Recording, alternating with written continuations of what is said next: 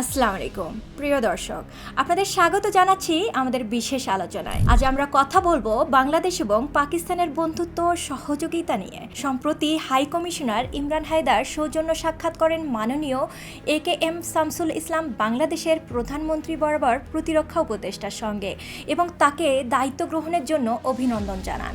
এই সাক্ষাৎ কর্মটি দুই দেশের সম্পর্ক ও সহযোগিতার গুরুত্বকে তুলে ধরে। বাংলাদেশ ও পাকিস্তানের সম্পর্ক বছরের পর বছর ধরে বিবর্তিত হয়েছে। অতীতের কিছু চ্যালেঞ্জ থাকা সত্ত্বেও এখন উভয় দেশই সংলাপ ও কার্যকর সহযোগিতার পথ অনুসন্ধান করছে। হাই কমিশনার ও প্রতিরক্ষা উপদেষ্টার এই সাক্ষাৎ তাই স্পষ্টভাবে প্রমাণ করে যে উভয় দেশ কৌশলগত ও বন্ধুত্বপূর্ণ সম্পর্ক আরও দৃঢ় করতে প্রতিশ্রুতিবদ্ধ।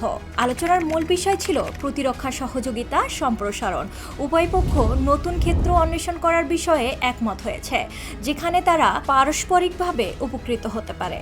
প্রতিরক্ষা সম্পর্ক শুধু সামরিক সহযোগিতা নয়, এটি বিশ্বাস তৈরির, জ্ঞান ভাগাভাগি করার এবং সংলাপের সুযোগ তৈরি করার একটি মাধ্যম।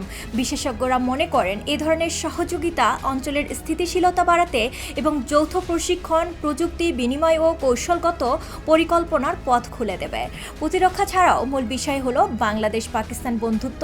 উভয় দেশই সমঝোতা, পারস্পরিক শ্রদ্ধা এবং যৌথ স্বার্থের উদ্যোগে একসাথে কাজ করার গুরুত্ব বোঝে। এ ধরনের উচ্চ পর্যায়ের সাক্ষাৎকর্ম নতুন অধ্যায়ের প্রতীক, যেখানে কূটনীতি, সংলাপ এবং সহযোগিতা কেন্দ্রবিন্দু। হাই কমিশনার ইমরান হায়দার ও প্রতিরক্ষা উপদেষ্টা AKM শামসুল ইসলামের সাক্ষাৎ কেবল সৌজন্য সাক্ষাৎ নয়, এটি দুই দেশের সহযোগিতার নবায়ন নির্দেশ করেছে।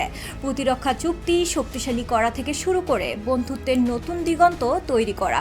বাংলাদেশ ও পাকিস্তান সক্রিয় পদক্ষেপ নিচ্ছে একটি নিরাপদ ও সহযোগিতামূলক ভবিষ্যতের জন্য। আমরা এই উদ্যোগের অগ্রগতি আপনাদের কাছে তুলে ধরতে থাকব। আমাদের সাথে থাকার জন্য ধন্যবাদ। আল্লাহ হাফিজ।